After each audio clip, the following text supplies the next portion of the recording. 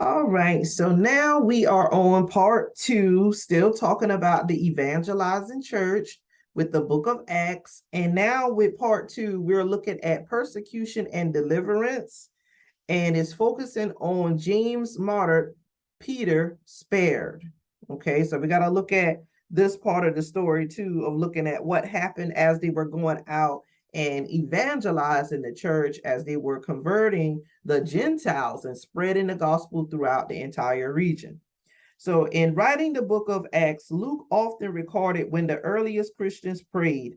There were times of worship and times of pleading with God for specific needs, including rescue from the hands of unbelieving authorities. And answering their prayers, God demonstrated his power and advanced his kingdom.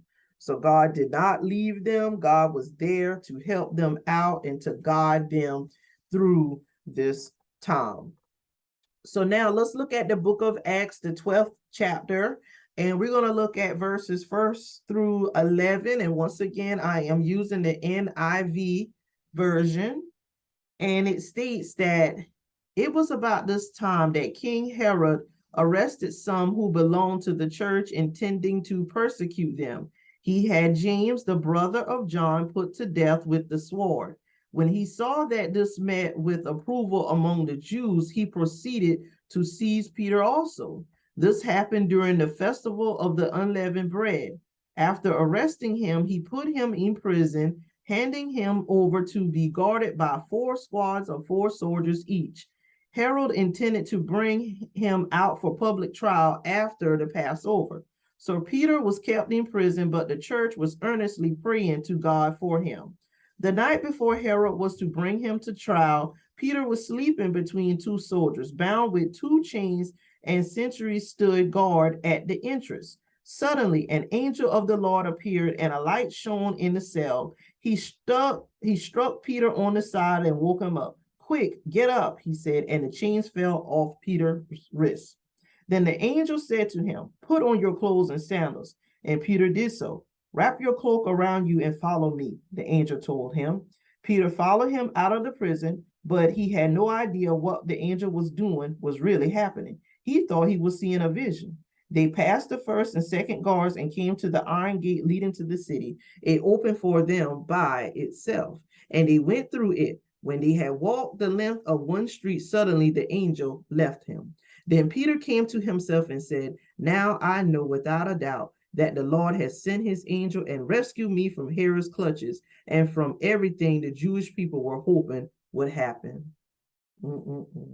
Such an amazing story. An amazing story there about Peter. Peter was spared. So persecution and deliverance. So here, Peter was being persecuted by unbelievers. They were accusing him of blasphemy, and they were persecuting him, and King Herod put him in jail, and he was to put on trial. But God stepped in and delivered Peter out of prison. And this was a miraculous escape, one that Peter could not even believe himself was happening. But that's how God works. He works like that. So King Herod, grandson of Herod the Great, wanted to be seen as a devout Jew. He arrested some of the early disciples with the intention of mistreating them. One of those arrested, then executed by the sword, was the apostle James. He and the apostle John, his brother, were 2 of Jesus' earliest followers, called sons of thunder by Jesus for their first forceful manner. They wanted to be elevated to important positions in Christ's kingdom. Jesus emphasized that, however, that greatness came by service, and that James and John would join him in the service of suffering.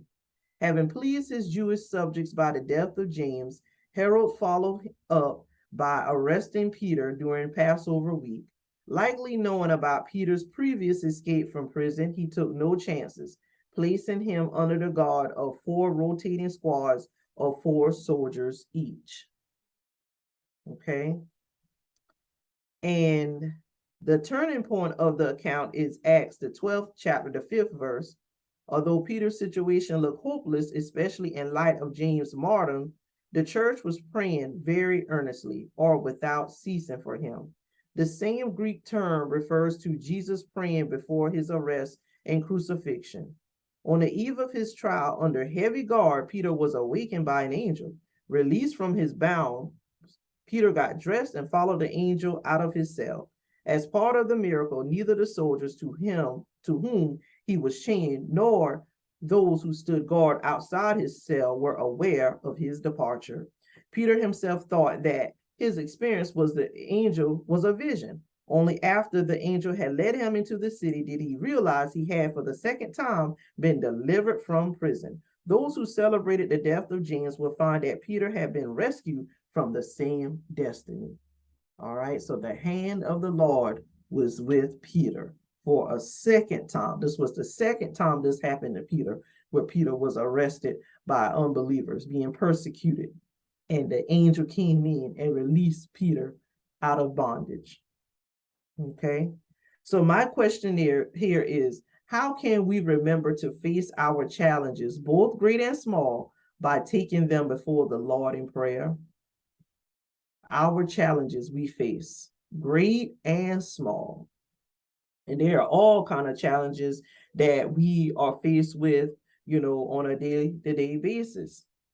You might have challenges at work, dealing with your boss, dealing with a coworker.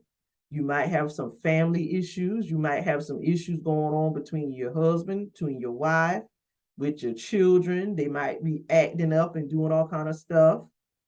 Okay, somebody might have car problems. Somebody might have money problems.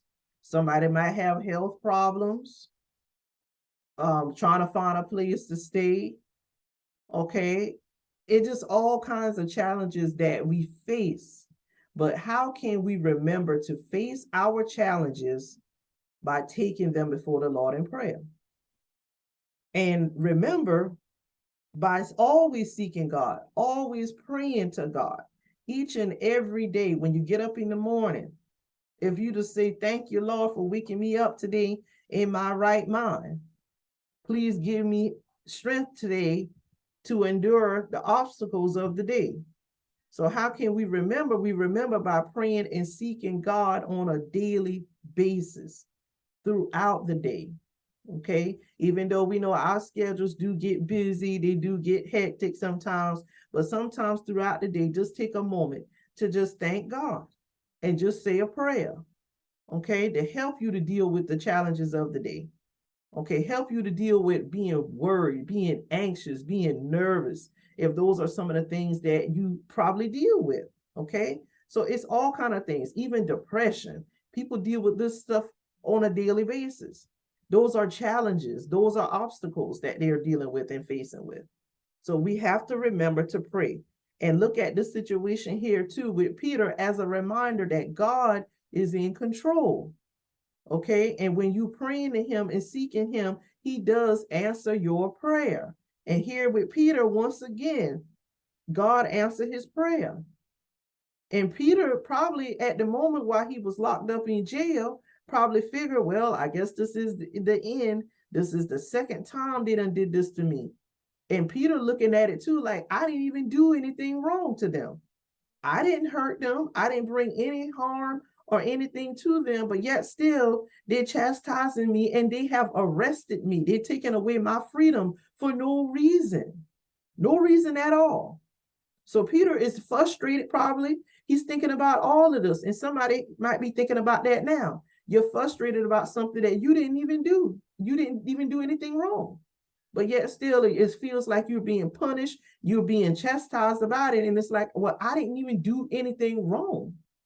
Okay. And so here, Peter understood that Peter was feeling all of that. All of these emotions were going on through him as he was dealing with this for doing the right thing, But God stepped in and spared Peter.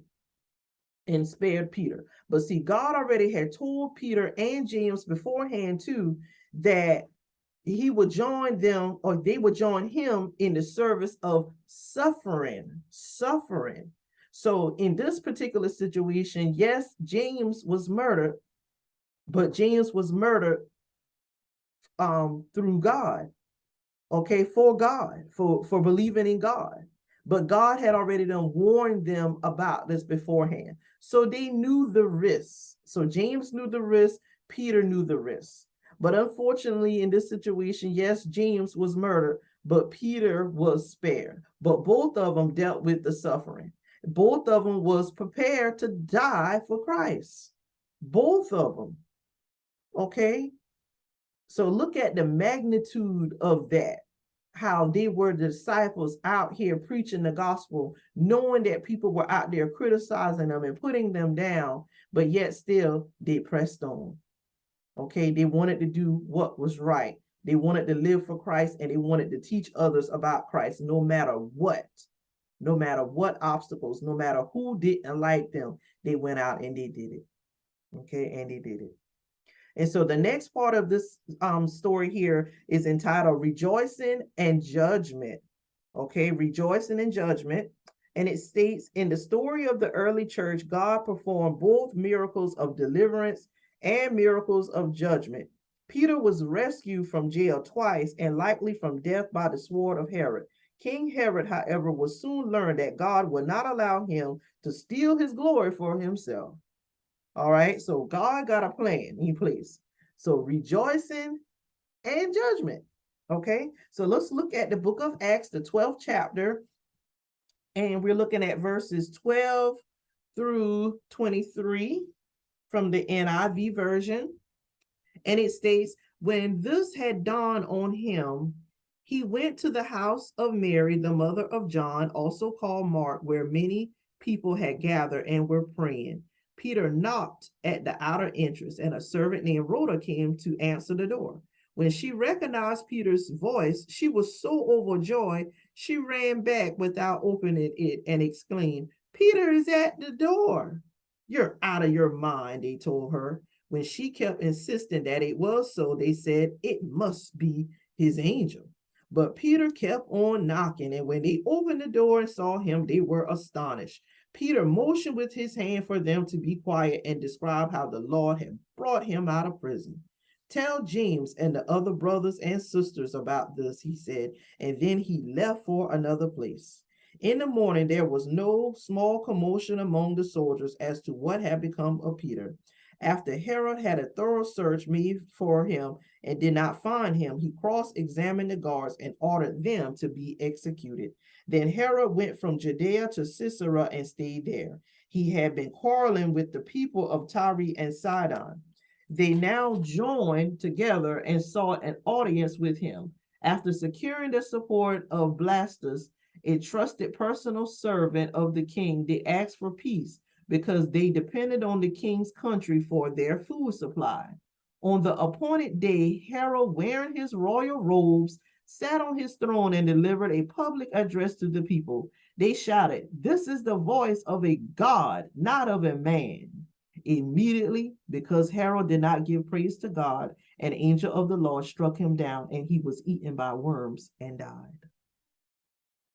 Rejoicing and judgment. So some people think they are bigger than God, but God was here to show them, no, you're not.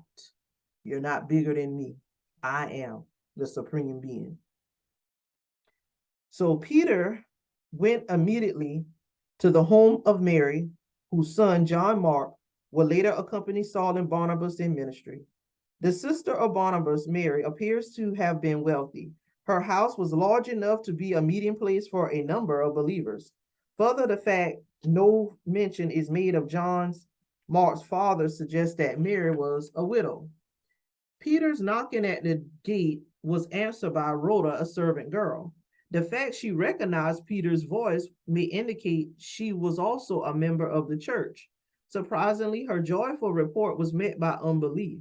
The disciples' statement that Rhoda had seen Peter's angel reflected a popular Jewish belief that each person had a guardian angel that could become visible, resembling the individual. When finally admitted into the house, Peter testified of his rescue. Although performed through an angel, Peter gave God the glory for his rescue. He wanted this experience to bolster the faith of the entire church and told those assembled to relate the good news to others. Herod, his persecutor, had the prison guards executed for their perceived failure to hold Peter. Afterward, Herod went to Caesarea. There, representatives of Tyre and Sidon sought him out to promote peaceful relations. Although Herod was angry with these cities, there is no indication that they were at war with him. However, their large population and limited land made it necessary for Tyre and Sidon to secure food from outside. On the day he met with them, Herod put on a garment that historian Josephus reported was made of silver and reflected the sunlight in a striking manner. His listeners responded to his speech by calling his voice the voice of a god. Herod, although desiring to be seen as a devout Jew, ignored the truth that God will not share his glory with anyone else. God's judgment on Herod was instant and complete. Right? It was instant and complete. My question here. Mary opened her home as a meeting place for the church. What resources do you have that God can use in the work of the ministry? So let's think about this right here with Mary, because Mary could have got in trouble for this. She had her house was open as a meeting place for the church. So are you willing to take that risk to open up your house, your household, knowing that you could get in big trouble for this, knowing that you could get arrested, knowing that you could even get killed for this? But this is what Mary did. Mary opened up her house as a meeting place for the church. And there they were praying for Peter. And so when Peter was released out of prison, that's where Peter went, because he knew that they were going to be there. The church members, his followers, and they were there praying for him. And it was just so surprising and so shocking to them that when Peter got there, Peter banging on the door, and Rhoda, the servant, forgot to open the door because she was so excited. She was so excited, and everybody else was like, no, that ain't Peter. Peter, lock up. And she was like, no, I know what I heard. That's Peter. That's Peter. And then when they finally opened the door, they were astonished. They were amazed. And Peter explained to them what happened, that God released me out of prison. An angel came in and helped me out of prison. I was surrounded by guards. There was no way for me to even get out. I was enchained. I was in bondage. But God sent an angel in there in the midst of all this trouble, in the midst of all this chaos, and released Peter. Released Peter for his mission.